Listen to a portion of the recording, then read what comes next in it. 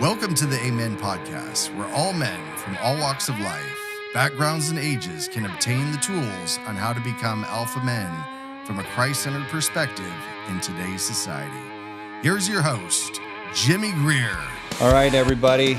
Thanks for tuning in again for another episode of Amen Podcast. So glad that you guys joined us today.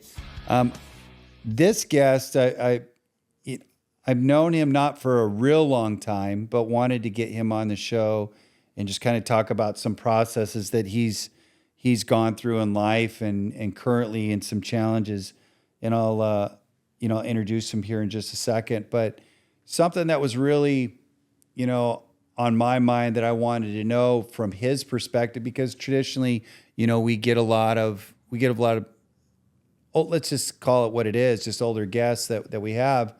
And I wanted to get that masculine perspective, that Christian alpha male, if you will, from his age standpoint, so that we could really get some of those tools to younger guys that might be having some of these questions that they face in life. Really building some of those things of the leadership skill sets that we lack, we're lacking in today's society. My guest is Kyle Hicks. Welcome to the show, man. Yeah. How you doing? I'm doing great, man. Say hi to everybody. Hello, everyone. Glad to be here. This is we're definitely playing some musical chairs with the set this time, changing it up a little bit and seeing how that works. So we hope you guys like it. But yeah, man, let's jump into it. Tell everybody a little bit about yourself, like where you grew up, where you went to high school. Your age. Yeah. Because you're so old. Yeah, so old. 22 years old. Yeah. So I was born here in the Valley. Okay. In Visalia. Okay. When I was around 8, my parents moved to Montana. Okay. Yeah, so I was there from 8 years old to 17. I moved here my senior year of high school. Okay. To Clovis. Where were you at in Montana? Helena, Montana. The Helena, capital. Montana. Yeah. Okay. Yeah. That's Yellowstone country is what they say. Yeah. Yeah. All of Montana's Yellowstone. Yeah, pretty much. Everyone that's not in Montana is like, I think Yellowstone. Yeah. Right. But yeah. So then I came here, Clovis. Okay. Went to Buchanan High my senior year. Okay. And I've been here for about 6 years now. What kind of sports were you playing, if any? Like, what were you doing in high school? What was your gig man. back So then? I was one of those guys bouncing around a lot. Okay. I really regret that. Okay. I wish I just stuck with one thing and just got really good at it. Okay. But I did jiu-jitsu for a while. Yeah, so when I was 14, I got into jiu-jitsu really heavy. What was your belt you went Oh, up to? I'm always be a white belt, man. Okay. White belt for life. Yeah. Since I was moving around quite a bit, and then right when I was actually eligible to get my blue, but I was under 16. Okay. And so with the rules of IBJJF or whatever, you have to be 16 years old to get your blue belt. Right. I wasn't. So they gave me the highest kids belt you could get, and I had that forever. But then kind of got out of jiu-jitsu, in high school, getting distracted and stuff. Started playing lacrosse a little bit.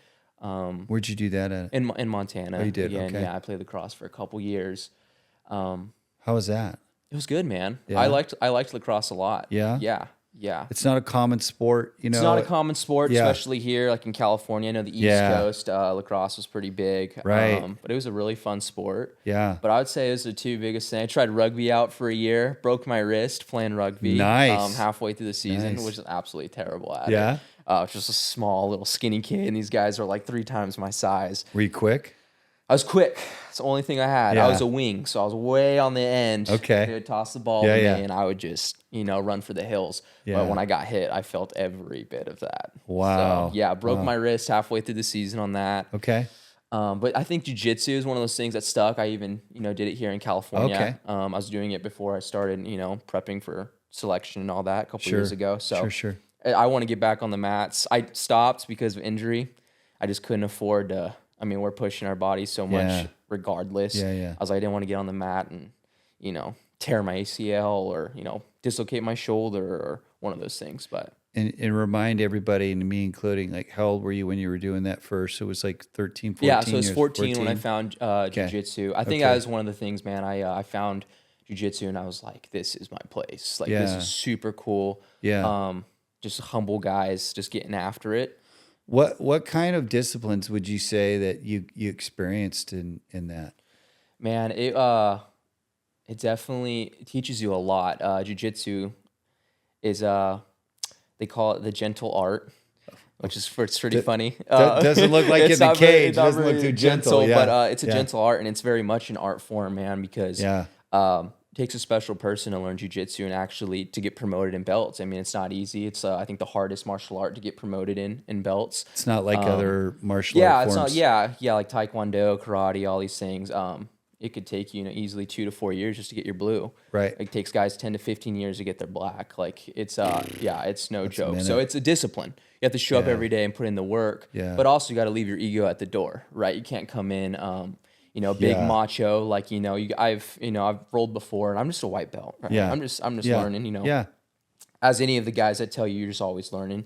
Right. And you see these these cops or these military dudes come in, they just think they're bad. They're like, I want to learn jiu-jitsu. Yeah. And they come in and you can tell they didn't leave their ego at the door, and they're muscling everything. And then you have this 14-year-old kid handle them. And they're just like, what the heck? And you either go one or two ways. You're either like, this is awesome. Yeah. This kid's a badass and I want to be like this, so I keep going. Yeah. Or they're like, what, screw this, and you never see them again. So it's definitely humility for sure. Sure. Leaving the ego at the door and just being able to learn, man. You're gonna be the nail for a long time, and everyone else is gonna be the hammer, and you just gotta roll with the punches, man. But it's a beautiful thing, and everyone's super supportive. Okay. And so ask a lot of questions, just be present.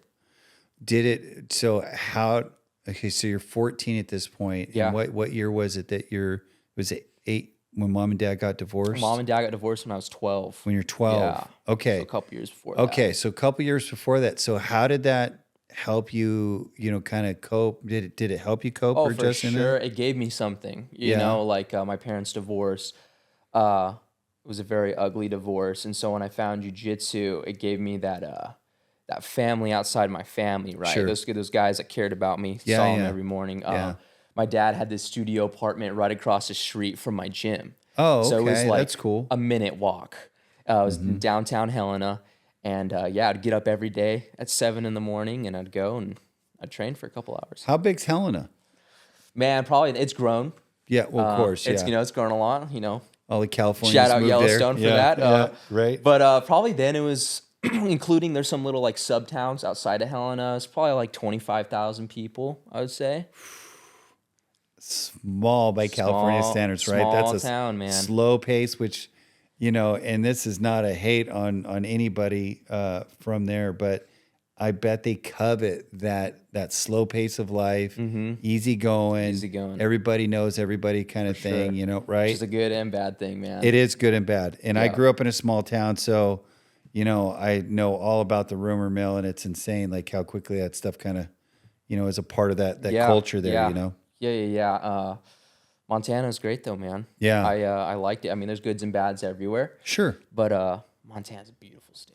It's beautiful. Every time I go back, I'm like, I took this for granted. Yeah. I was like, when I lived here 10, 11 years, I'm like, I took this for granted because I had the best childhood ever, just running off in the mountains, Okay. doing all that stuff, hunting, fishing. It was all at my disposal. I can just go. Here. Anytime. Didn't Didn't have to worry about it. Yeah. Could hunt in my backyard.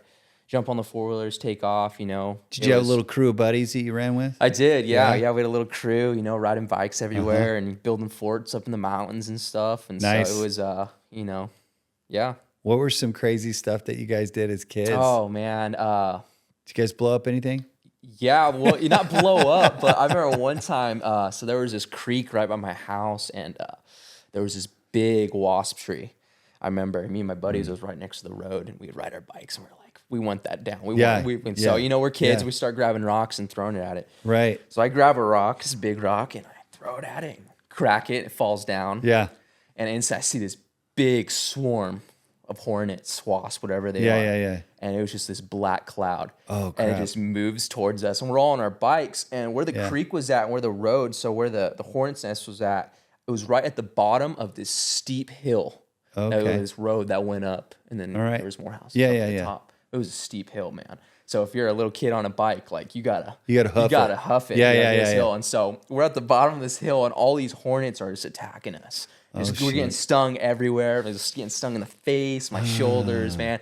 And we're all trying to get on our bikes and take up this hill, but we're not fast enough, and we're just getting. Oh man, we got messed up. Did you guys get stuck on the hill? We got stuck on the hill. We're trying to pedal as fast as we can. Oh my gosh. So stuff like that, man. We were catching snakes and just man, you guys a free just childhood. being young boys, man. That's That's a good time.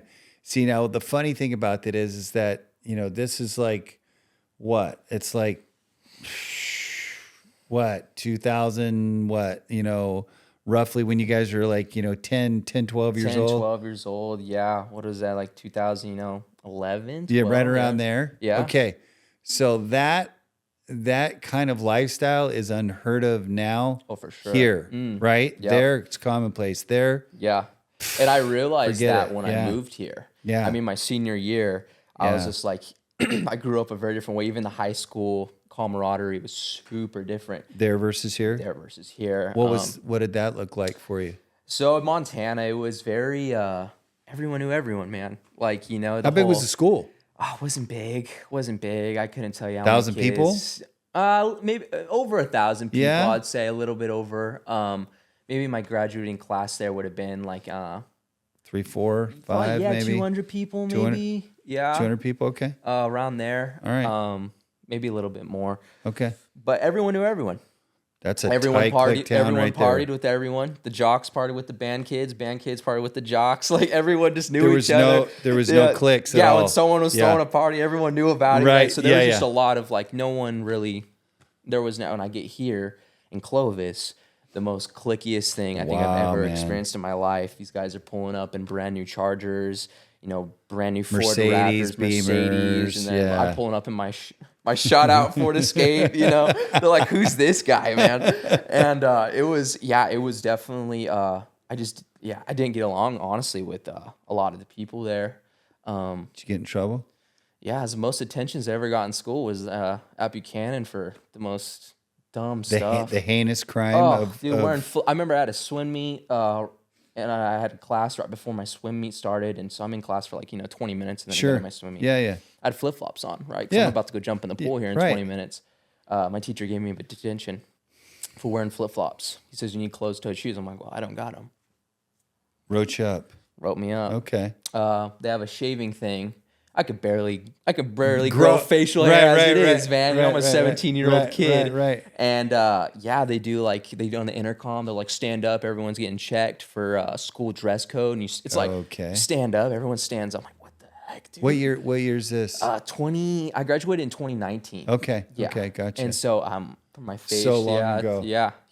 So long ago. That's right. Yeah. They wrote me detention for having facial hair. For facial hair. I'm a big hat guy. I kind of did this out of spite because I was having beef with this one teacher that I was always wearing my hat. Right. And he's like, "Oh, you wearing your hat?" I'm like, "Yeah, I'm just detention." Done. Do it again. Go in the next day. So you take off your hat. I'm like, "Oh, my bad." He's like, he was a detention freak. He just loved it. He was Loved it, a man. hat Nazi. Oh yeah. Yeah? Yeah, he was crazy. If I walked in like the door at like a second late, half a second. Did you get any fights with other people just in regards to like the differences between? No, man. I was, I never was that guy. No. I'm just like, I'll let people just do their thing. Yeah. Never really, gotten any No major issues there. beef with Yeah. anything. Yeah, man. Not in Clovis. Okay. Not in Clovis. Because you can't really do that in Clovis because you Can't really do that. Maybe some in Montana. Maybe some there. There was a little, but right. it was different. It was different. Was you it? could get away with stuff over there. Really? Oh, yeah. So like what would be the differences? Oh man, just like the schools are just night and day, dude. You can just night and day. Yeah. So what was the experience though? Like what would you give as an example? Like how do you compare that environment to this environment of things that you could get away with there, or, versus here? You're not going to slide. Yeah, kids. With that. I mean, kids would get in fights all the time in Montana. They just go outside and just handle it. And did you guys have resource officers? We did. But I mean, it would just be like, hey guys, don't do that. That was it. Like, That's hey, it, man. That's it. Don't do that. Wait till Here, after you school. do that in Clovis, here at Buchanan, they'll expel you for like 2 weeks, man. Like, it's no joke. Like, Yeah. you don't do those things. They're like, yeah. I remember when I got in trouble at Buchanan. Quick little story. Okay. Got in Okay. trouble at Buchanan Okay. for doing a little senior prank. Tell us about the prank. Super innocent. I'm all about pranks. Super innocent. Yeah. It was these little cards, and it was like, it wasn't even that good. It was kind of lame, to be honest. But Okay. it was these little business cards, and it said class of 2019. Yeah. Part of my language said, "We're out of this bitch. We Yeah, live on yeah. for infamy. Okay. We have 20,000 of these cards around the school. Good luck finding them all. okay. We only had like 5,000, but on the Okay. card said 20. So we were hiding them all around the school and stuff, putting them in books, Okay. taping them all like hundreds, all on campus. We get caught or whatever. I told my dad about this, like Right, a couple right, weeks prior, right. and I thought I murdered someone. Like they took this like I thought they were gonna call Clovis PD and take me down to the jail. I was like, what's like Really? they treated me? I was just Wow. like, whoa, guys, calm down. These are just like cards. Yeah, like yeah, they were yeah. threatening me not to walk. They're like, we're gonna take your diploma. What? We're gonna dude, like just crazy They were things. gonna yank it. They were gonna and Okay. so then my dad's like, they're like, we're gonna call your dad. I'm like, Go call my ahead. dad. Call my dad. Call my dad. That's and the guy I everyone want you to else's call. that was involved, their parents are like flipping out on Yeah. them. I'm like, no, call my dad. So my dad comes down. Here's the phone. Yeah, Yeah. my dad comes down to the school Yeah. and he talks to the principal, and they're like, well, your son's doing this. And he's just like, yeah, he told me about that. He goes, I thought it was pretty funny. Honestly, I thought it was pretty lame. Me and you back in our day, Right. our things were like 10 times worse than this. He's telling this to Telling the, this to the principal. the yeah, okay. and she's just like, no, yeah, you're right. We're not. She's just like, so these are little cards. And she didn't know what to say, man. He recorded it. He recorded the conversation, showed it to me later, and they didn't know what to say. They were like so stumped on a parent that wasn't like, taking their stuff. Yeah. So Yeah. I mean, I kind of had a lot of issues with that school, even with athletics, and I was Yeah. running like a 5-minute mile, and they didn't want to put me in weightlifting because I didn't play football. So you're saying there's like interschool politics is what it was? for sure. Yeah. At Buchanan.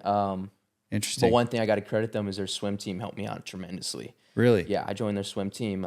David Pickford was a head coach there, and Okay. he's the Why one. does that name sound familiar, dude? Man, I don't know. He's been around for a minute. Did he do like he didn't do Olympics or anything like that, or I don't think so. No, it's not a named guy. Mm-mm. Maybe he's just a local. Man, that name sounds familiar. It'll come Yeah, back I don't to know me if later. he's still there, but yeah, because going into my senior year, I was like, at that time, I was one to join the SEAL teams before Okay. pararescue, and okay. I was like, I need to get in the pool. Okay. And so Right. I hit up the head coach, Buchanan. I'm like, I emailed him, this is my dealio. I want to Yeah. join the Navy after my senior year. Yeah. This is what I want to do. I was like, I need to be in the water. And he's like, yeah, come to preseason swim. He's like, we're starting in November. And so for November and What was your event? What did you do? so at Buchanan, you have to do everything at least Oh, once. really? Yeah. Oh, Like you okay. can't skimp on events. You have to do everything at least once. Okay. So I was just surviving, dude, to be Okay. honest. I didn't have no swim background. I was just a kid from Montana.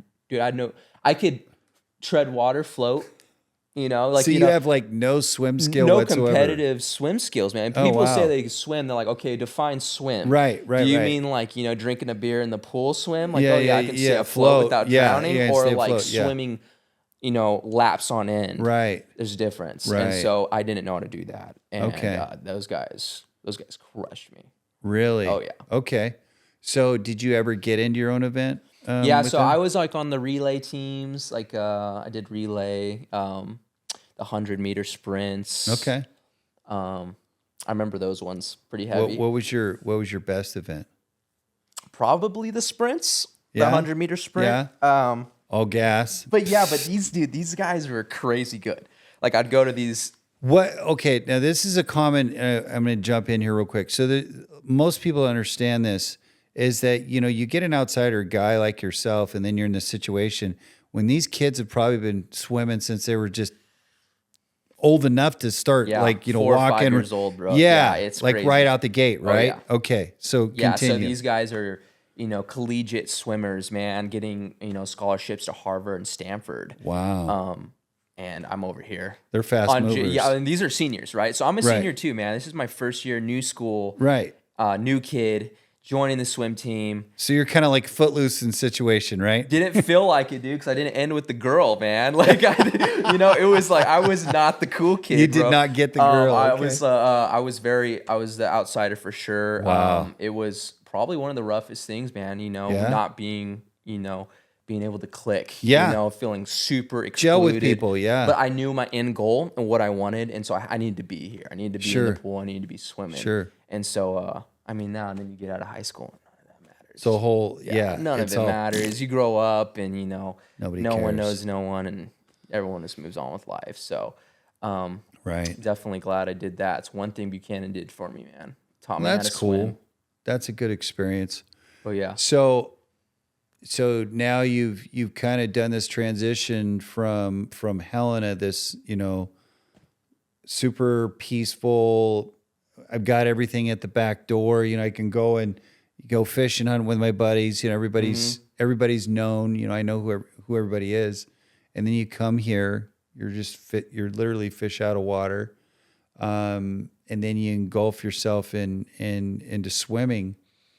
So you graduate 2019. Mm-hmm. Okay. So what's the big question at 2019? It's like, what's the plan? What are we doing at this point? Yeah, man. So I kind of I didn't immediately start training for the SEAL teams and all that for, special operations. Right. I actually was going to school for a bit. I was going to go be a firefighter. So I just started community and going to Fresno City and Clovis community. And I started just doing classes. Just general education? General education, fire classes. I was doing my fire science major, just getting my AA. Mm-hmm. So I went through EMT school and all that. EMT school is cool. I think that was a big eye-opener for me. It was the first time I went into a class and was just like, oh yeah, like I'm going to go home and start studying. Okay. Like I really like medicine.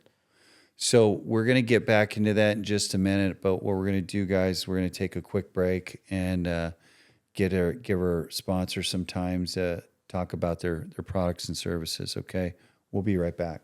Hey, Alpha Men. Having your mental game in focus can require a few adjustments that impact all areas of your life. If you are in need of financial services, human resources training, business management, leadership development, or maybe you're in need of property management or logistical services, Reyes Consulting has the tools to make it all happen under one roof.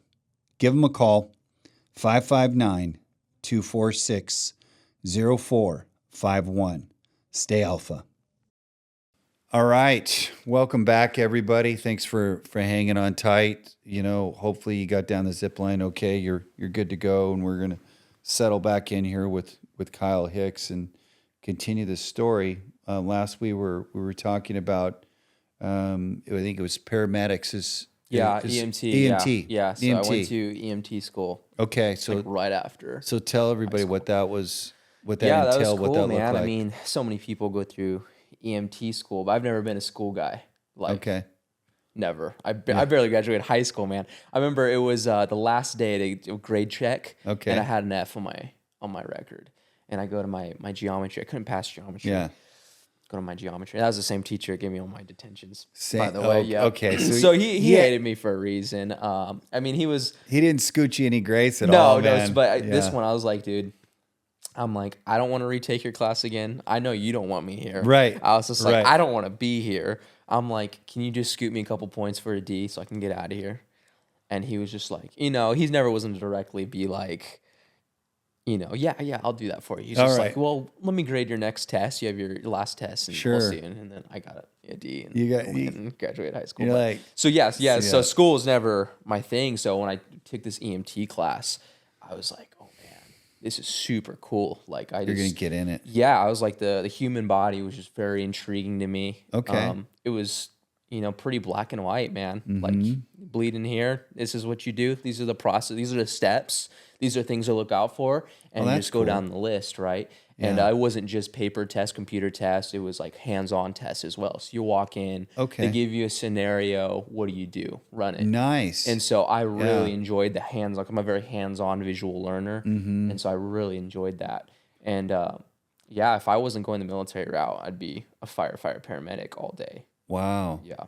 So you got some real life skills that, a lot of people, I did a first responder, the whole thing, save somebody's life kind of deal. And matter of fact, my certification's getting ready I got to renew this expire. thing. You got to go renew I got to it. do it. But, Yeah.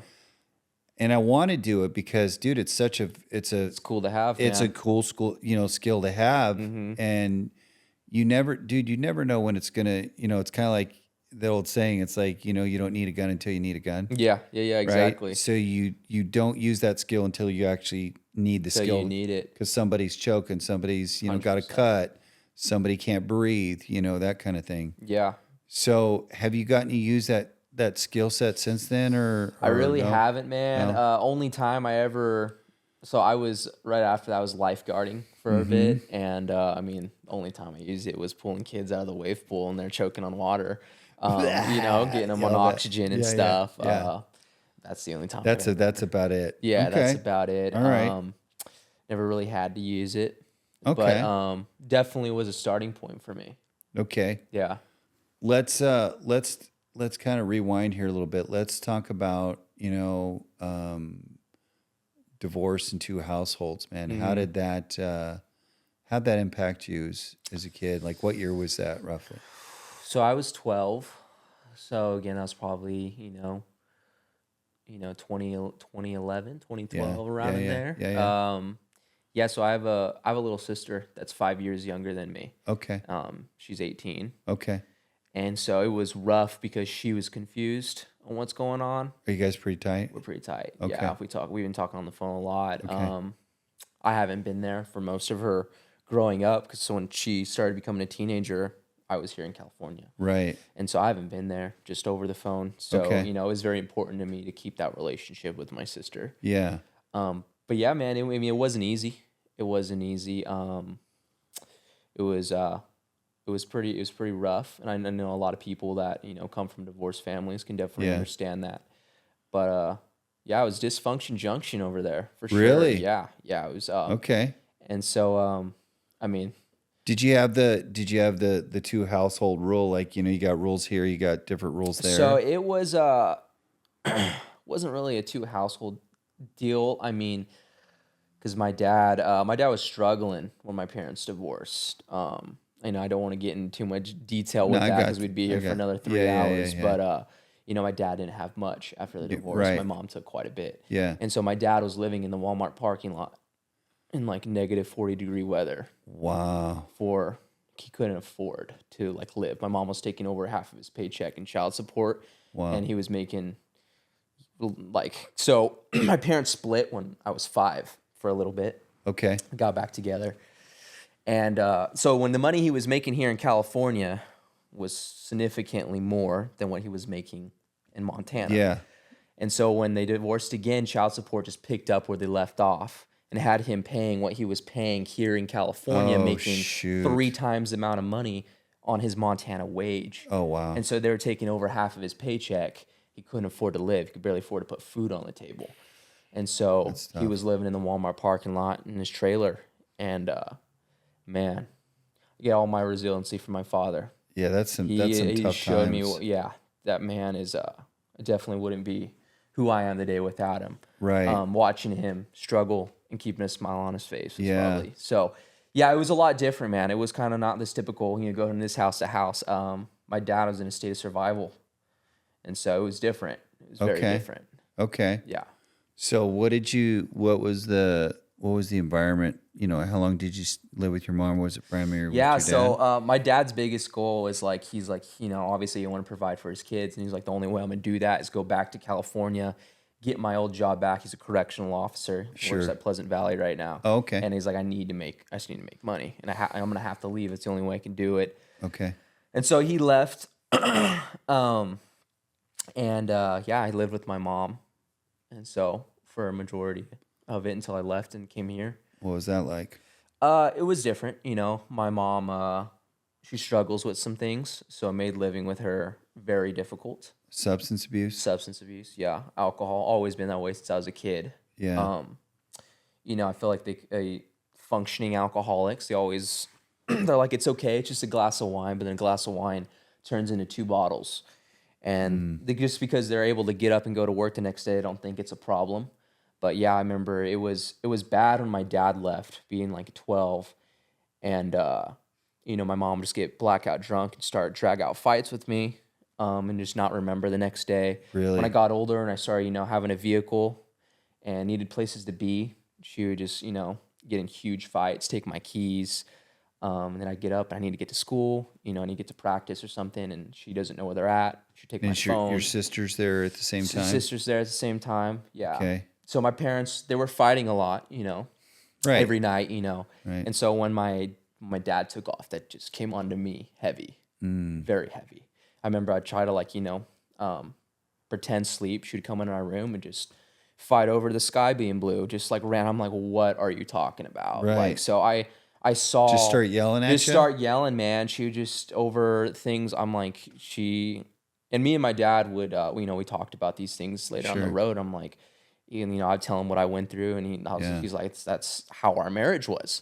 And he's just like, she would do this. She would get drunk and she would want to fight, and that's just what she did. And that's what she still does. And so, I pray for her a lot. Yeah. It's not that I don't want a relationship with my mom. I kind of distance myself. Sure. Past 3-4 years. You drew some boundaries? Drew some boundaries, man. And it was the best thing I did. Yeah.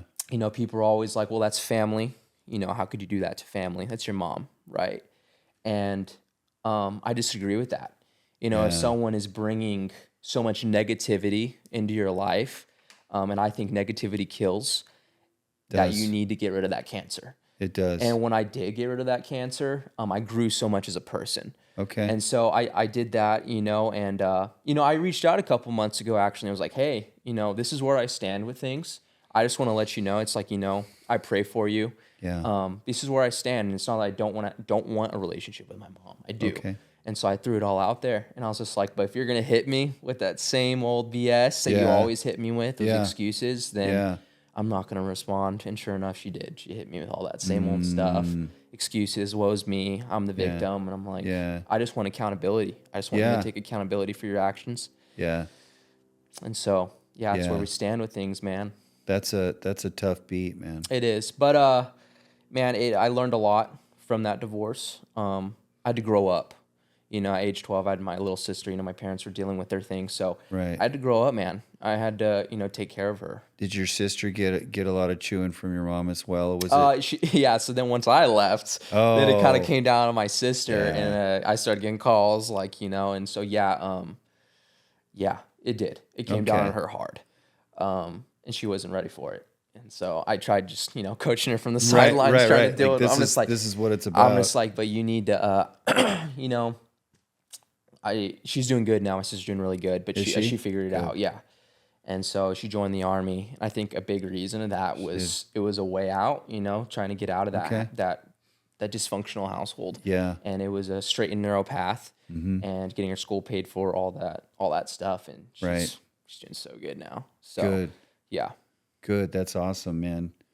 Tell her a big shout out. Thank you for what she's doing for us in the Army, man. That's awesome. Sure, man. Super proud, big brother. Who wouldn't be, man? Oh man, that's all. It's so crazy to see your little sibling, because she was never that military girl ever. I was the one growing up, like, I'm gonna join the military. I'm gonna join the military, Right. And she was just, always that kind of that girl's girl. Yeah. And so now she's a hard charger, man. She gets after it, she does. She's in small arms artillery. Okay. She's back in Montana right now. She's gonna go active duty. I think she actually is. She's active duty guard right now. Okay. But she's trying to go just straight up active duty. Okay. So she wants to get deployed. She wants to go through airborne. She wants to go do all that. And I'm just like, go get it. Okay. So of course, I've never been in the military, but I also know that there's been this, status for a lot of years is they didn't allow women to go through airborne, so they're allowing women to go through airborne now. Oh yeah. Wow.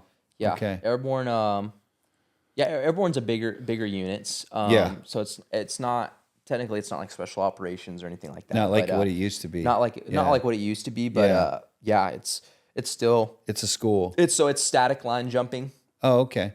And so you're not free falling or anything. You're hooked in, and when you jump out, it's immediately, shoots and deploys. But so she wants to go, but I mean, man, dude, that's cool though. Yeah, that's cool. Yeah, I'm like, go do everything, go live life.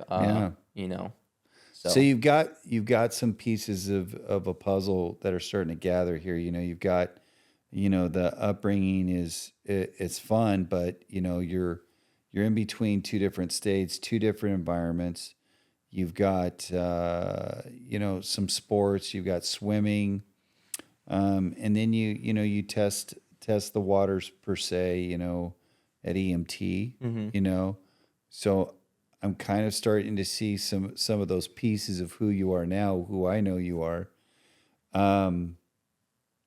Where would you say that you got your work ethic from? Your mentality, your grit. The grit, man. Yeah. Shoot, I think it comes from a collection of things. Okay. I've always just been a worker, and I think it's how you're raised, how you're brought up, Right. how it's distilled from you when you're this tall. Yeah. Very much so. I was always just working, man. I wasn't very much a TV kid. When Dad was outside working, I was outside working. I was out there doing it. If I got in trouble, my punishment, he didn't send me to my room because I'd just go straight to sleep. Cut wood? He's just like moving gravel. Oh, wow. Every time I bring this up, he was like, it was barely any gravel. Yeah, it was a massive pile of gravel. I remember this. And we had the four-wheeler and this little trailer hooked up to it, and I was shoveling gravel, and he'd show me areas where he wanted it spread out. Yeah. So I knew not to get in trouble because I was going to have a shovel in hand, shoveling gravel. It was like that movie Holes. That's what it felt like, but with gravel, man. Digging I was digging. I was just like endless holes. Yeah. So, but I was always outside, man. I was always working. I was always even when I lived in Visalia, it was that way. Yeah. We had a big yard. It was always maintenance. We're always doing. There was always something to do. We didn't just sit around. And I honestly think a lot of my work ethic came from that, and it just became normal, just to be working, just to be moving, just to be doing stuff. All right. For work ethic, for grit wise, man, I think that just has to do with life experience. People experience different things. Sure. People are taught different mentalities. My dad didn't raise me to be that guy that, self-pity. We get after it. This is what the things you do, you get things done. Yeah. I think that's a lot where it came from. So did you step back into like the swim part here? So if you're in a new environment and you have, you're unlearned in this field, right? Oh yeah. And you're up against these people who have been swimming their whole life. Oh yeah. So did you find that any kind of that manufactured grit from maybe your coach or anything like that? Yeah, man. I mean, the coaches were just doing the best they could, teaching me how to swim. Right. There was times I literally couldn't keep up, and they had to throw fins on me because I was drowning. Like, wow. They're like popped out. I'll never forget. I forget his name, man. He was a hard coach. Like, I remember every senior was like, that coach does not play around. Like, right. He's very like, he was militaristic. Yeah. Yeah. He's on you. I remember one time he pulled me out of the water, and I was so messed up, dude. I could barely stand up. Really? Like, yeah, from swimming. Like, you're just tired? I was just tired. Threw my equilibrium off, just swimming for hours on end. Okay. I was just gassing it. Yeah. I was redlining for sure, and they pulled me out of the water. I was like getting ready to puke, and I could barely stand up, and I'm like this. And he gave me a pair of fins, and he's just like, "Here, I'm gonna give you these." And he was always like screaming and yelling. So for him to bring his voice down and actually talk to me was like, and he doesn't know who I am. I'm on JV, man. I'm not with the varsity guys, but I'm a senior. Yeah. And he's just like, I think he was just like, respect that you're even out here. Right. He's just like, I'm giving you these. You're gonna put these on. Yeah. Not to the fact that I don't think you can't do it. Right. He's just like, I just want you to be able to keep up with everyone for this drill. But he was like, I could see like the demeanor on him. It totally changed. Interesting. And it was one of those things, like it wasn't said, but I knew. I was just like, okay, I'm doing something right here. I'm putting out. And so that's what I learned, man. If you put out, you got some heart. You just give it everything you got, no matter what your numbers are, no matter how fast you're going. Right. That's what they look for. That's what they look for a lot in selection processes too. Yeah. They don't really, when it comes down to it, they don't care how fast you can run. They don't care how fast you can swim. Right. They don't care how fast, how strong you are. Yeah. But you put out for the guy to the left and right of you. That's all it comes down to. So when would you say that?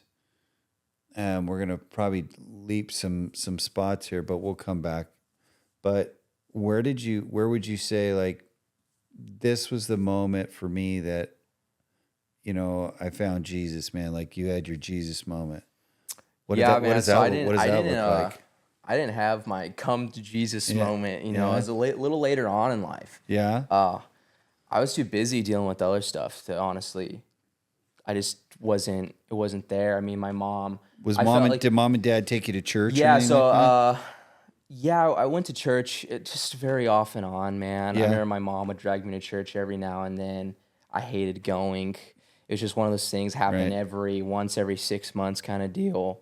I think Christmas, she did it. Easter Yeah, kind of yeah, thing? yeah. Yeah. I think she did it just to be like, she always claimed, she's a godly woman, but I Yeah. just never saw it. I thought everything was a facade with Jesus. I saw all these people. I was just like, everyone's here because they want to look good. Okay. Everyone's here because I'm a teenager, man. So Right. I'm like, this is how I'm viewing the world. Right. Sure. Just going to church, half the time I was usually hungover from a party the night before, looking for a Right. trash can to yak in. Right. I didn't take anything serious. I was dealing with my own stuff, man. I was dealing with my parents, dealing with all these things. Yeah. It wasn't until I had, in trials and tribulations of my own. Yeah. When I was 16, I came, had some charges put on me. Okay. So you had to run in. I had to run in with the law. Some injustice, with the Okay. corruption in the justice system for sure. Okay. My family fought it for 2 years because there was just no evidence on anything. They were like, "How are we even here?" Right. And it just seems like someone had blood for me. Really? Yeah, someone Okay. had blood for me. Was denied juvenile court. Trying to convict me as an adult. And, All bad stuff. and you're man. 16 and right I'm now? 16, and they're trying to put me in prison for this thing, and I'm just like, Wow. what? And so I've been dealing with that, 7 years since I was 16. Still dealing with it, as you know. Oh, okay. But that is when I came to Jesus because I hit rock bottom hard. Okay. Being a 16-year-old kid and being told these things, something you didn't do, and you feel like you against the world. You feel helpless. Your family's out of money.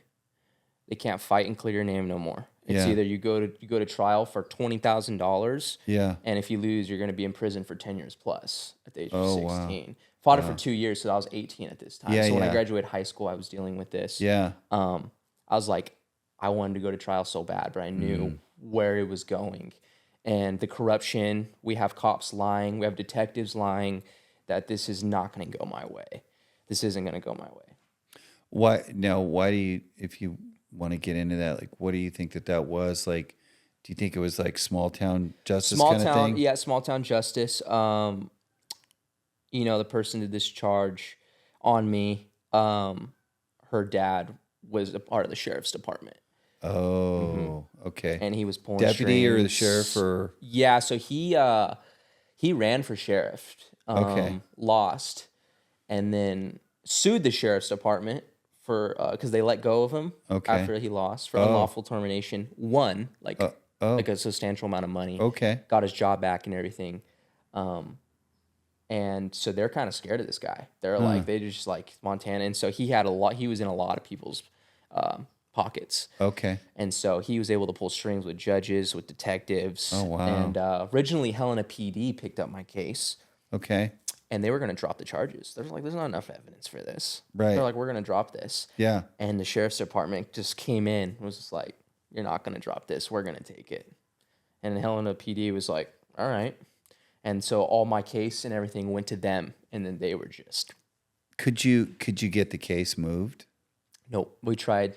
They denied it. We tried getting it moved to Missoula. They denied it. Juvenile court. They denied it. We tried everything, man. Wow. Everything.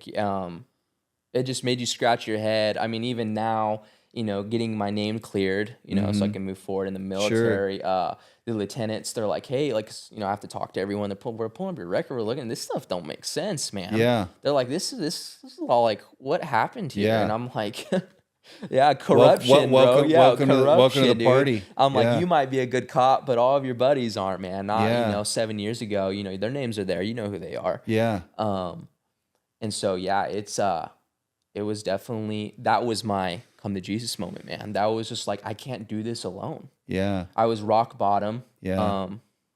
So you have this sight picture. You have you know, what you've been exposed to, maybe a visit now and again, you know, Christmas and Easter, and you have this idea, this persona of who God was, Who right? God was, yeah. So tell people like what that experience was that shifted for you, that made it that really real for you in that experience. What made him real for you? I think coming to it on my own. I think a lot of people, you know, don't believe in Jesus and all that because it's usually been shoved on them at some point, through family, through parents, through the church, and they see the church as something that's forced, something that's been forced on them. They have to do, but they have a lot of questions, man, and people can't answer them. And so I think people, that's why they struggle with it. I struggled with it for a long time. I was just like, what is this? What does all this mean? You know, no one was there to really answer my questions. But it's always been there. Like I always believed in Jesus. I wasn't I never believed. I just struggled with it. Right.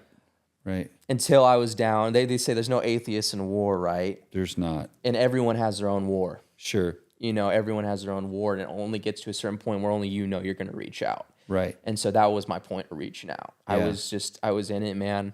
I was just like, I wasn't sure. You know, I'm graduating high school and kids are going to college, and I'm not sure if I'm going to be in a prison cell in the next few months. Right. I just didn't know. Right. Like my life was so much up in the air. I had so much stuff to worry about. Sure. And so, that was my first time actually, like, you know, sitting down and praying. Yeah. And being because like, did mom ever teach you how to pray or anything like that? Nobody taught you how to pray. So you were just having this open conversation with God, man. Open conversation with God. Like, hey, man, I'm here. Yeah. I know I'm not. I know. You know. He knows. Yeah. I know. You know my views on everything. My heart. Yeah. You know, and how I felt. But I'm here. Yeah. I'm here. Yeah. And I'm giving myself to you. Man, that's cool. And it helped. It helped tremendously. Helped a lot. So 16's roughly the year that you... 16. It was, so I fought it for 2. Okay. And so most of this came when I was 18, man. Okay. I mean, 16, in between the 16 to 18 is where I did this. Because I couldn't do this on my own. But, when I was just like, I need to figure this out. Okay. I need help. All right. So you're 18, you're having these moments, you're just like questioning life, all kinds of craziness is going on. You've got and then you've got the freight train of, you know, mom and dad, you know, going separate ways, and mom's substance abuse is 100%, man. From what heavy. I feel from like 12 to like, you know, 18, it was a lot crammed in there. Because then my parents divorced. It started getting normal. I saw my dad on his feet. You know, he's getting the house and he's doing good. Everyone's doing good, and then bam, I get hit with this, and I'm like, and then now I'm the burden. You know, and it was brutal. Yeah. It was. But man, dude, like I always, you know, came to things like there's always someone out there worse. You know, I've heard stories where people didn't end up on my end. I'm sitting here now with you, but there's guys that, you know, didn't do stuff, and they are going to be sitting in prison for a very long time. Wow. All because of the corruption of the justice system. So, you know, I feel very blessed every day, and I definitely, you know, count my blessings on that. So,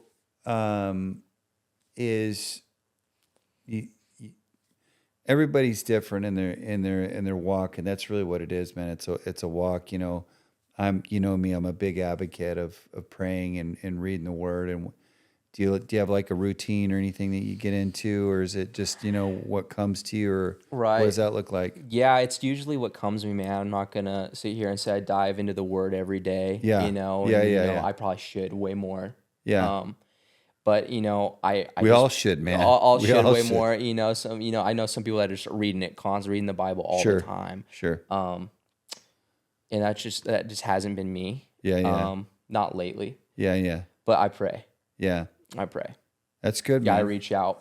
That's good. And you know, sometimes I feel like I have conversations with God, and I'm just like, man, dude, another brick wall, brother. I'm like, this is a lot. I'm like, and then another brick wall, then another brick wall. But I'm just like, again, I am here. Yeah. And I'm not gonna go anywhere. Yeah. And so, Yeah. I think that's all I can say. Sometimes it's very just like, I'm here for it, wherever your path is, even if it isn't the path I'm going down. Sure. Even if it's not pararescue, I'm okay with that. Right. I just show me the path because I have to have one. Right. It has to be somewhere in this mess. You know what I mean? And so that's it, man. A lot of people, especially in your age group, you're 22, they're not going down the path that you've chosen, man. And we didn't, I kind of wanted to wait for this portion of it, towards the back half. But, if you guys have been listening to this episode, you're going to start to see more of these little pieces of the puzzle of kind of where Kyle's going. And so you get this itch one day and you're like, this is because you've got the, military idea as a kid, you're growing up, you've got all these outdoor experiences and fun stuff that you did. But so tell me about like how you decided like, this is it, right? Because you were going to go, you thought you were going to go Navy SEAL, right? It was I did my whole life, man. That was it. That was it. That was the end all be all, yeah, right? I remember being at preschool graduating preschool, and everyone gets on the little podium. They're like, "What do you want to be when you grow up?" Right? Everyone's like, "I want to be doctors and lawyers, all this stuff." And I was like, "No, I'm gonna be a Navy SEAL." Oh wow! So that's just that's a big sandwich to take a bite of. Everyone's just like, this kid, man, like, and probably back then, I don't even think like people didn't even really know much about Navy SEALs. Now everyone does, but yeah, man, I I think I had it was a process. Okay. So I get out of high school, I'm going to school, just doing classes, but also I had a big friend group, and I wasn't devoted to anything, man. Okay. I was just, partying, drinking all the time. Floating. Yeah. Floating like most kids do, man. I was a floater.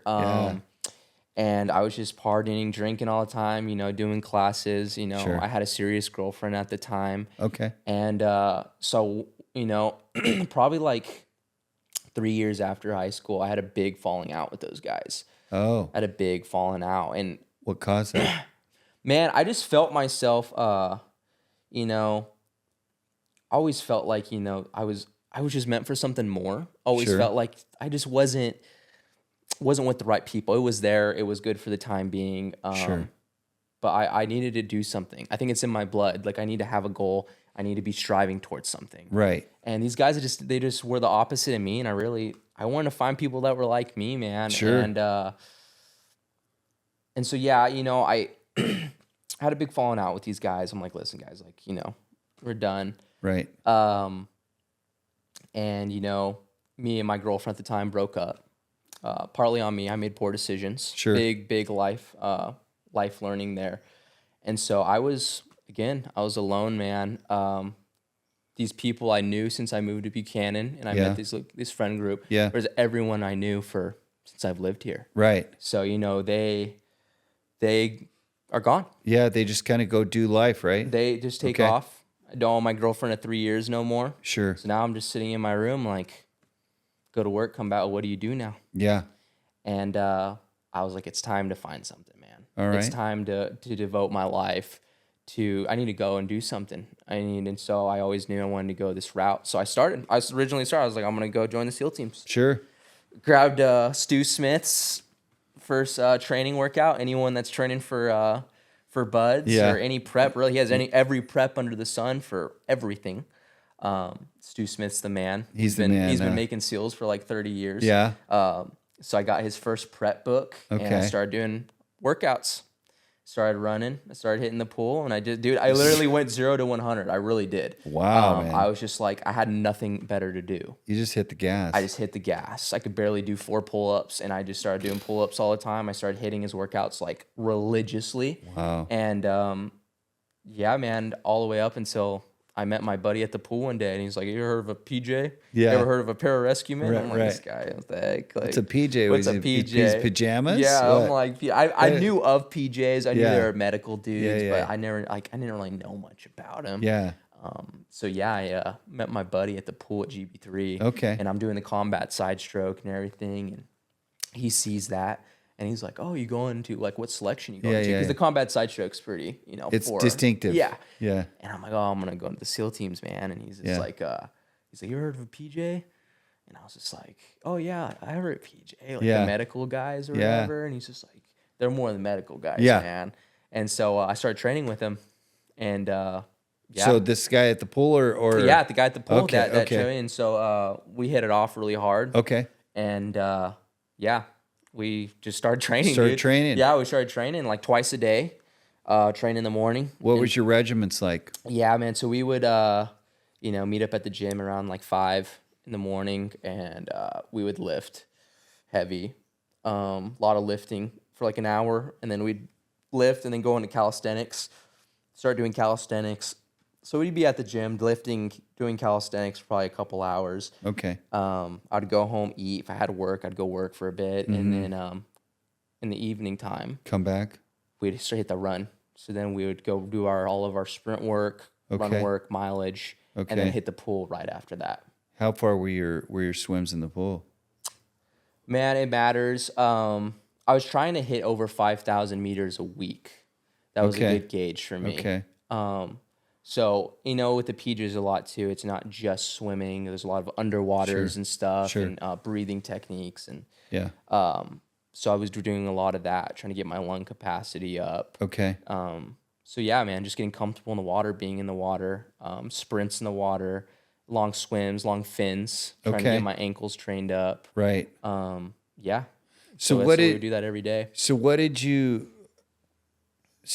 have to do? Like, cause I've done like a sprint triathlon, That's right. Yeah. I've done one of those. Yeah. And I was not prepared for the swim, man. The swim came up on me like there was no tomorrow. I was like, at the time I was was a pretty good runner. Oh yeah. And then bike, I could smash on my bike, but the swim, I was like, It's brutal. it's only 800 meters. And I'm like, it's not that far, right? Man, I have to go 2 times around this loop, and dude, I'm like turning the first big turn around this thing, and I'm like, I'm in trouble, man. Like I'm struggling right now. This is no joke. Now, mind you, I did train for it, but I was like, this is insane. Yeah. So you would, what would you do? Like 800 meter, 1,000 meter swim in a training session, or what would you do? We would do, even 2,000 meters in a training session. When I was swimming up Buchanan, we were doing over 6,000 in a day. Goodness sakes. It man. was crazy, man. That's nuts. Yeah. And so, it just mattered what we were doing for that day in the pool. Sprints suck in the water. Yeah. They always do. Long, methodical swims. Right. Yeah, a little bit of combat side stroke in there too, because when we fin, we do the combat side stroke as well. Okay. Lead And the arm, side tail strokes arm. mainly, because a lot of people don't know what side stroke is, but Yeah. explain that, like, what's the purpose of that, gear and, all that stuff. Yeah, so it's you're on your side. It's a very slow and methodical stroke. Mm-hmm. It's very technique based. It's not like the freestyle where you're all out. Sure. And you usually do it while you got fins on. Okay. That's why I've always been confused why the SEAL teams have that in their PST. Yeah. Because in our IFT, which is the initial fitness test, Yeah. right? We do freestyle Okay. for our 500 meter swim. Oh, okay. But for the SEAL teams, their 500 meter swim, they want the combat side stroke. Okay. But you only use the combat side stroke when you got fins on and you're out in the ocean and ocean swims. Sure. And, PJs do the same thing when you got fins on, Sure. you're doing that. And so I was always just like you're never going to use the combat side stroke besides that. Right. I don't know. But yeah, it's very slow, methodical, pull, recover, kick, glide, Yeah. counting, getting your timing right. Sure. It's something you definitely got to practice. Breathing. Yeah. Breathing, right? Get in your face. You don't want to come too much out of the water, but just get in your mouth just enough now you can get that oxygen. And Yeah. it's very I've seen guys do that, dude. it's very slow. I can't stand it. But for distance, though, man, you can go a long ways. Go a long ways with it though, and it's You know? quiet. People Yeah. say because it's stealthy. No, yeah. It's slow. It's just slow. It's slow. It's I think less taxing on your body. Absolutely. You can use your legs more. Yes. And so your legs are obviously the biggest part of your body, Yeah. and they're going to be stronger than your arms are. And so you can really get that kick, and you can kick and glide pretty far. Okay, so we got you at kick and glide. We're doing side stroke. We're going to take another quick break, and we'll be right back, guys. Are you ready to become the strongest version of yourself, Alpha Men? Meet Paul Watson, a military veteran. Paul knows the importance of physical fitness, mental and physical toughness, and the role it plays in one's overall health and well-being. That's why I'm proud to recommend Warrior Fitness, a fitness program designed to help you become the strongest version of yourself. Whether you're looking for elite military selection training, including endurance and strength training, group classes, individualized training, and personalized diet plan development, we're here to help you achieve your fitness goals. Our experienced trainers understand the value of hard work and perseverance, and they will work with you to push your limits and achieve new heights. Join our community of warriors and take on a new challenge that will help you to build strength, increase your endurance, and improve your overall health. With Warrior Fitness, you'll discover a new sense of discipline, resilience, and pride. Sign up today and let's take on the challenge together. Check them out at their Fresno location at 8039 North Cedar Avenue, Fresno, California, 93720, or on the web on Instagram and Facebook, or if you want to just give them a call, go ahead, 559-242-2570. Stay alpha. All right, welcome back, everybody. Thanks for joining us again. We were talking Kyle Hicks. We were getting into, side stroking regiments of workout, kind of building that grit and building those pieces of the puzzle where he's at today. So pick up where you left off, so you're in the pool and you got these side strokes and Yeah, man. So I just again I hopped on Stu Smith's plan and was just following it. It's a little book and a little booklet. yeah. And I was just following it, man, hitting the pool, doing everything. It said it was high cals. There wasn't a ton of lifting, but it was Okay. a lot of calisthenics, a lot of running, and a lot of pull work. Okay. So that's where I started at. Okay.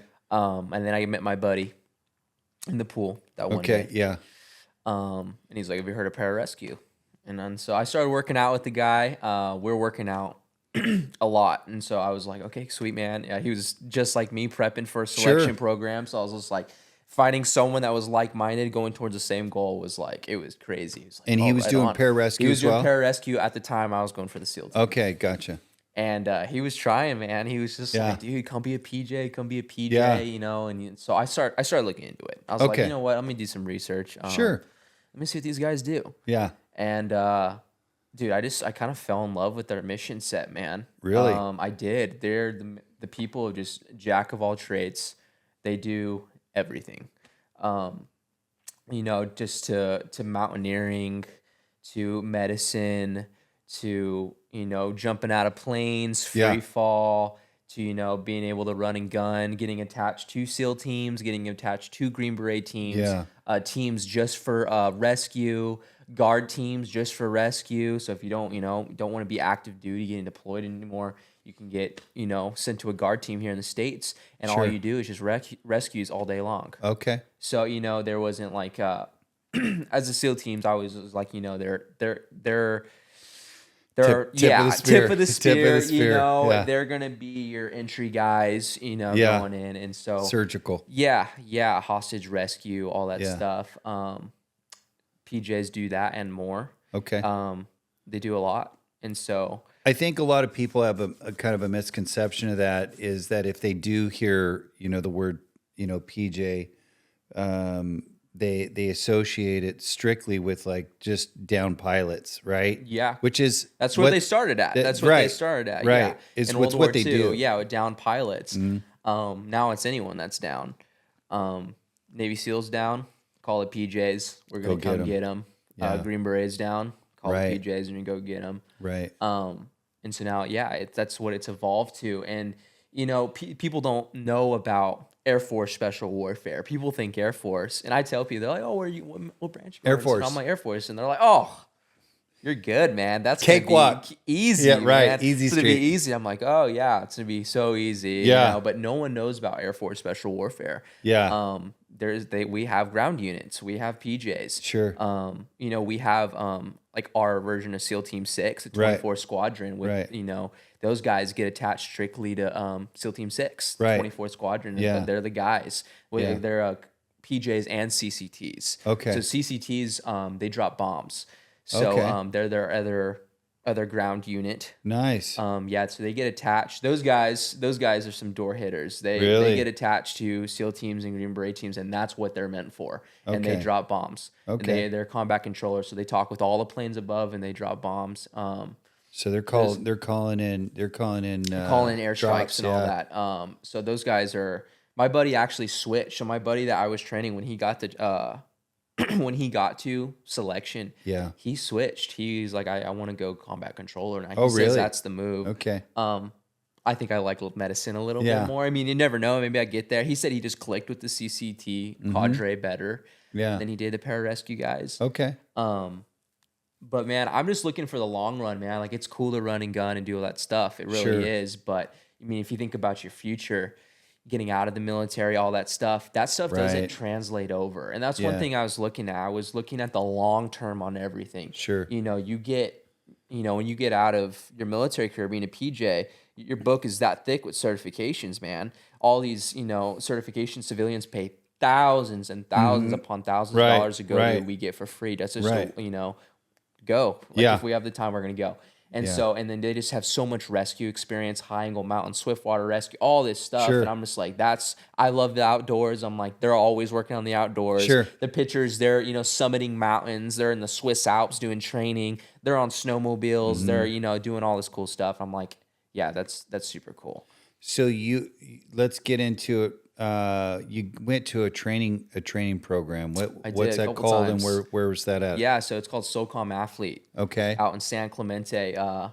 Shout out Jason Sweet. Yeah. SOCOM Athlete. Yeah. He's a former PJ. Okay. And he started that. Okay. And man, it has grown so much now. I think, Really? I think it's dang near free. He does it all across the country. Really? Yeah. So he actually has now he has contracts with the military, Oh, he with the does? government. Okay. So they put on events wherever they're at. So like when he goes to Colorado, that's where they have a Green Berets out there. They put it on. Okay. So you're on the base with those guys. Nice. You're getting instruction. They're like, this is how it's going to be, and they just smash you for 15 hours. Wow. And they show you what selection's going to be like. I think that's the closest taste I've felt to what it's going to be like. So tell everybody what that experience was selection. like.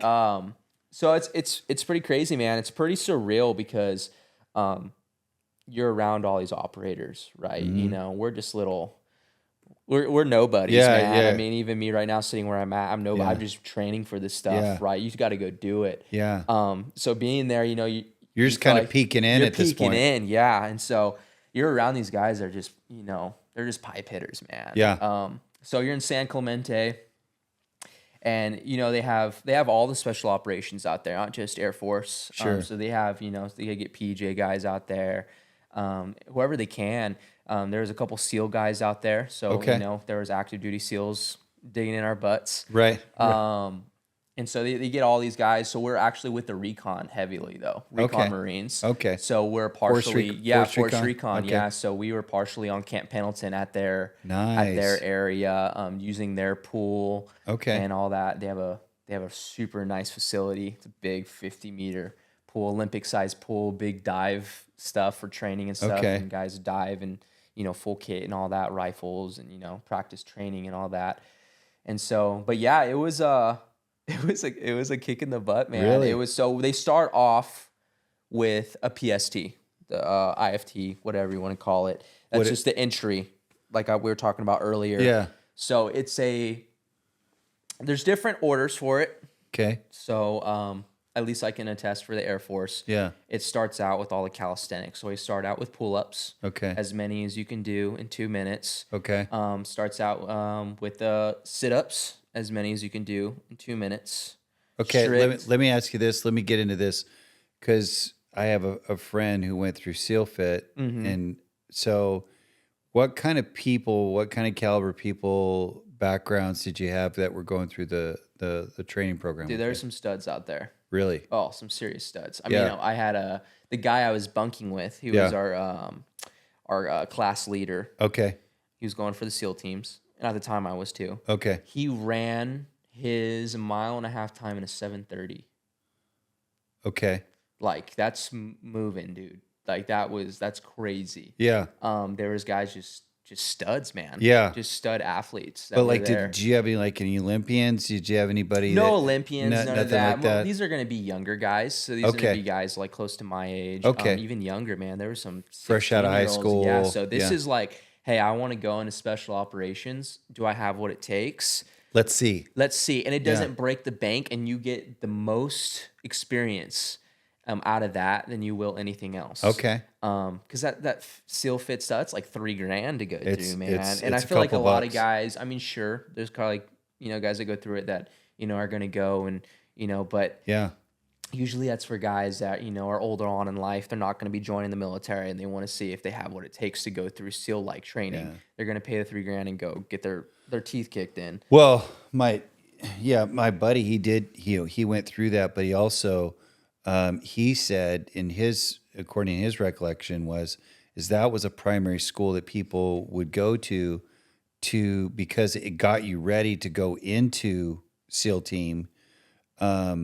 Because you have different evolutions that you can go through. You can go through, I think it's a 12-hour, and then you have like, if you want to do the 3-day, which is, it's the full experience, but It's a lot of money, man. It is a lot of money. It is a lot of money.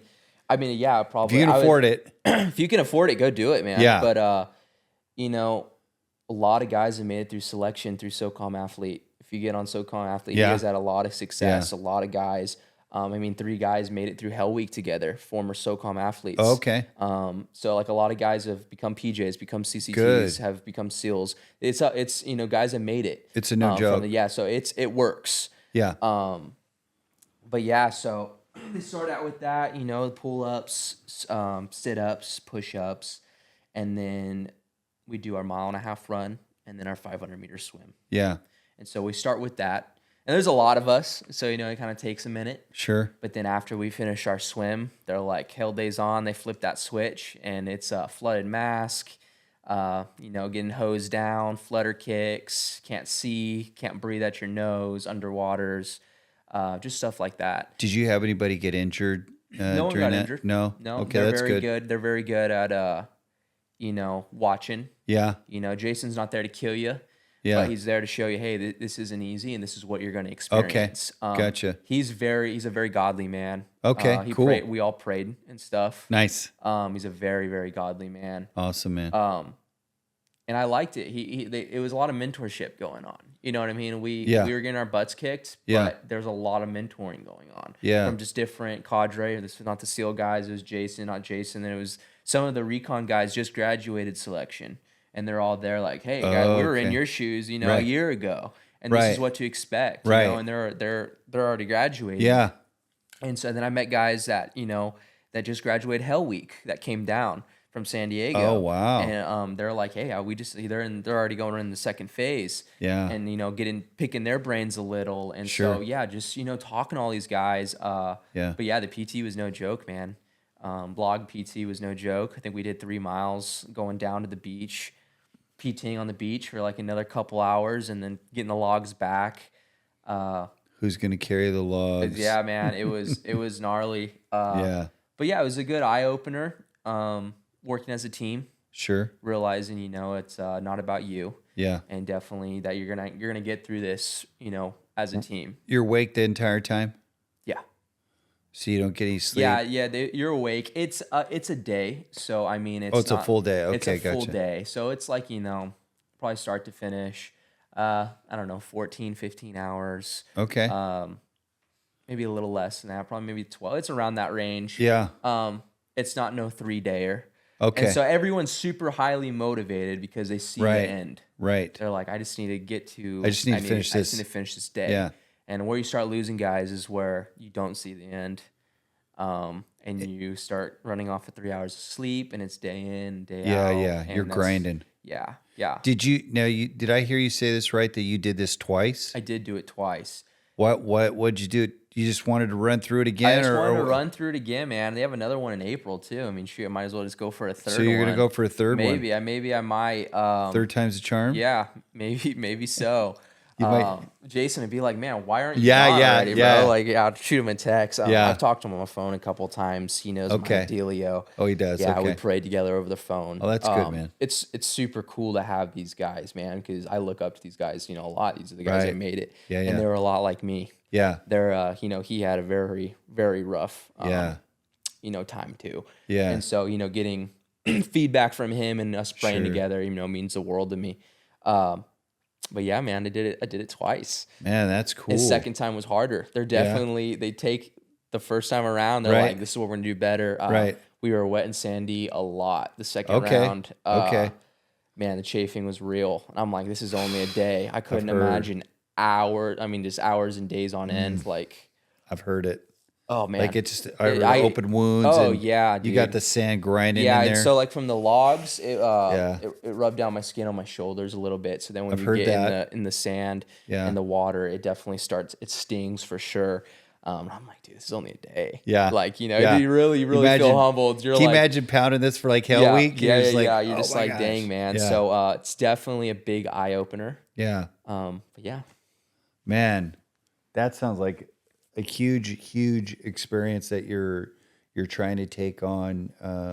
And what we were talking about earlier is that you've got a lot of harsh experiences as a kid, and then you start making these steps, and you're like, sign me up. We're gonna do this. I got this dream, and I'm gonna become a pararescue. And then you've got the challenge of dealing with corruption in law enforcement, and that fight's pretty tough. But I think what I liked most was hearing that you've got this draw in your life from Christ. I mean, you're a Christ-centered guy, and I can attest to that. But that you have those accountability partners, those guys, those go-to guys, in your life. That's so key. Talk about that just real quick if you can. Like, how important is that to you, and just how you navigate those life challenges, man? Because these guys out here that your age, that are not really considering like what you're doing, but they're in the same boat. I've got a life challenge. Maybe I've got an addiction. Maybe I've got, that busted up, struggle bus, broken home kind of situation, right? How do you say that and unpack that to somebody and say how important that is to have that go-to guy like your friend you were saying? Yeah, you were talking man. about? So yeah, I've talked to Jason a couple times. Having a person, I think, on a daily end, like I have my dad. Yeah. So a lot of people weren't blessed with a great father like I have. Sure. I've definitely gotten this far because of him. Right. For sure, man. I mean, whenever I feel, I'm struggling, Yeah. I always hit it to him, and vice versa with him too. Yeah. I think that we're older now. Me and him, he's my best friend, Yeah. And so definitely having that. I mean, it's hard, because I've had that support with him always. Sure. And so, sometimes I think, where would I be at if I didn't have that support? Right. Because the person I was in Montana with my mom and all that definitely wasn't the person I was, when I moved back here. Of course. Started living with my dad. I felt Yeah. myself change. Yeah. And so I grew. Yeah. And so to someone, that's going through some tough times, you definitely got to sit back, and you got to put your time and energy into something that, that's going to give back to you. Sure. Right. Sure. And you just realize you're never going to do anything alone. Yeah. You can't. No Yeah. one does anything alone. Yeah. No one. If No, anyone's, right. and If it's significant. you know, Yeah. if anyone says they get through life alone, they're just alone all the time, and no one, they're lying. Yeah. You Yeah. have to have something. Yeah. And if that's not you, if that's your relationship with Christ, or relationship with families or friends. I Right. mean, you'd be Right. surprised, man. Even at Warrior Fitness, man, being Yeah. around everyone Yeah. helps me tremendously. Yeah. Helps me tremendously. Yeah. You know, being around guys like you, Yeah. or even being around, you know, Morgan and Jason in the morning. Yeah, yeah. And I'm just, you know, I'm in that state. I'm just like, man, I'm just down and out right now. Right. You know, I've just been dealt these bad cards of life. Sure. You see these guys, and how can you not go there in the morning and just be pumped up to go Right. work out with them? And there, you know, Right. everyone has their trials and tribulations. Sure. So to sit back and kind of say, woe's me, it's just like, there's people out there worse, man. There's people out there way worse, you know? Yeah. Someone always has it worse. I hear stories, I'm like, man, dude, Absolutely. how can I even sit here and complain about my cards? Because, dude, these guys have had it way worse. Yeah. So recognizing that, putting your faith and time in the right places. Sure. So if you're involved with stuff it's taking you away from, you know, your time with Christ, your time for putting into things that are positive, fitness, mental clarity, you know, time, reading, journaling, Huge. meditation time. Yeah. You know, taking time away from it. You need to do these things, these fundamental things, and you'll start feeling better, man. Yeah. It's true. It's true. Even me, I've been starting to try to journal more. Good. You know, Good. So instead of just, you know, working out all the time, you need to take that time, sit down, maybe put a little bit of music on and just journal. Write your thoughts out, get it all out. Yeah. But you need to put your time into positive places. I think And if that's joining a gym, if that's jujitsu, if that's finding a hobby that's active, you need to be putting your time into positive things. Oh, absolutely. Absolutely. You know, when you have great tragedy, you know, he's not a friend of mine, but he's somebody that I look up to. And, you know, he says, if you got a let no tragedy go unwasted. And he goes, if you have a tragedy, write a book. Yeah. And I was like, bro, I'm not a book writer. Yeah.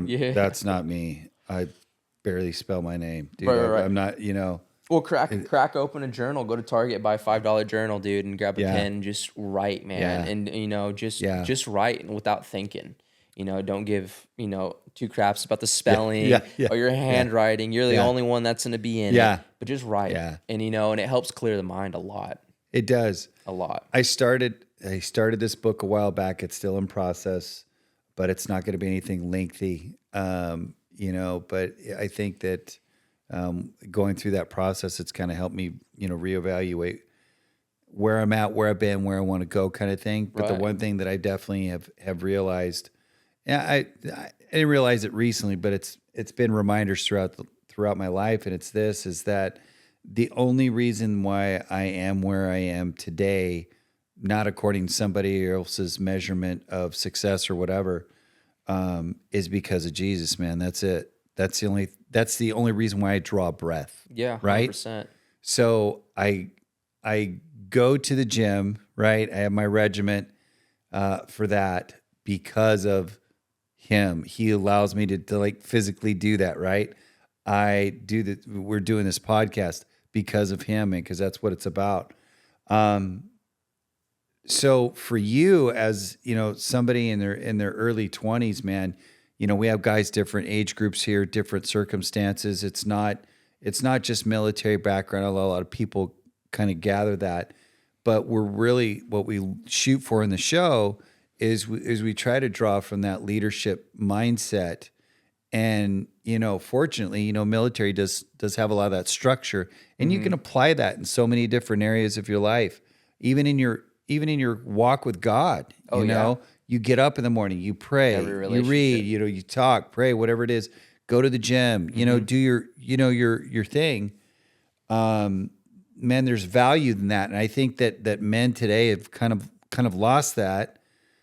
And am I going to say this is the biggest contributor? No, I'm not going to say that, but I'm going to say that it's definitely a factor. It's a major factor is why, you know, divorce rate's 55% in the United States now. For sure. That's high. Very high. That's very high. 45% of the people are going to make it if they decide to get married. That's just what's crazy about it. I'm just like, dude, that's insane, right? So how can we impact men of any different age that you're at when you're starting out in life? You know, you've been doing it a little while, or you know, hey man, you're seasoned veteran at this. I still think that these principles apply. I still think that the mindsets, you know, getting up and grinding, you know, with other guys in the morning, doing stuff that's just physically challenging. I'm convinced that there's no greater thing in life, I mean, I'm not talking about like balancing, the value system of importance of what's great or what's not. I'm just simply saying this is that when you go and do challenging things with another guy, dude, you come out better, right? 100%. Okay, so Jesus sends out disciples by two, right? He didn't send them out one by one. He sent them out by twos. No one does anything alone. It's no, right. These guys are going out. The people don't realize how many miles these guys hiked by themselves through treacherous areas. People would get murdered. Road to Damascus is like one of the most, at that time was one of the most dangerous roads. And they did it. They're like, dude, can we go around Damascus? No, you're going to walk through it. Okay, cool. So I think that getting in and doing that daily grind is really important, man. There's value in it, Very much so. And so that's why, like, I tell people, where I work out, right? And why I do. They like, Jimmy, why do you, dude, you're 53. Why do you get up and hurt yourself like that? Go do stuff like that. I'm like, you know what?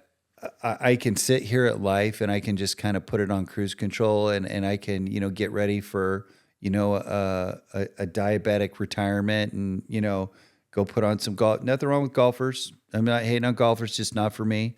If you want to just finish up golfing and, drink and kind of, eat your life away, that's I have cool. Family members that do that for right? Sure. Yeah, and they're fun to not... hang out when I want to have a beer, but anything else, I'm just like, all right, have fun with that, have fun right? With that, yeah, right. So I surround myself with people that challenge me mentally, physically, spiritually, because I know that's going to translate to my children. It's going to translate to my friend groups, my sphere of influence, right? Chain reaction, man. Yeah. And so I think that that's just kind of, the message that we're shooting for today is take your story of what you've been through, what some areas that you've traversed through life, where you want to go, what you've realized, and that encounter of Christ in your life and how that's propelling you now. It's centered you. I mean, you're still in the fight, man. You're definitely not out of it, Yeah. But man, I just want to say, dude, thank you so much for coming on the show today and sharing your story, dude. Yeah. That was super good. Yeah, I'm glad to share it, man. I'm looking forward to hearing what God's going to do in your situation, man. I'm believing with you and been praying for you. I really have. Yeah, I appreciate it. I've been praying that God just favor you in that situation, man. Yeah, I appreciate it. Definitely testing my patience, but I think that needs to be tested. I think there's a lesson learned here. Absolutely. And absolutely. Yeah, I truly believe everything does happen for a reason, no matter the circumstances. Sure. I mean, some people like to fight me on that. And I'm like, sure. There's something more going on here. Yeah. Than I can't even explain it, but I feel it. Yeah. So yeah, man. God's working in the background, man. That's right. That's right. He is. So. He is. He's good like that. Well, thanks again, man. And again, guys, if you can, please check out our sponsors. Check out our partners that we have that are really good friends of the show and their ministries that we support, we love. We want to make sure these guys they have events and things that they're looking to fund. So if you can, check them out. And again, always look for us wherever you do get your downloads. We would really appreciate that. But we'd like to tell people mainly go through amenpodcast.cc. Then you can get all the accesses to those other areas on social media platforms. But thanks again, man, and stay alpha, peeps. See ya. Hey, Alpha Men, if you're enjoying the show, check your comms and look us up at amenpodcast.cc, where you can find all of your favorite shows and new releases. Stay alpha.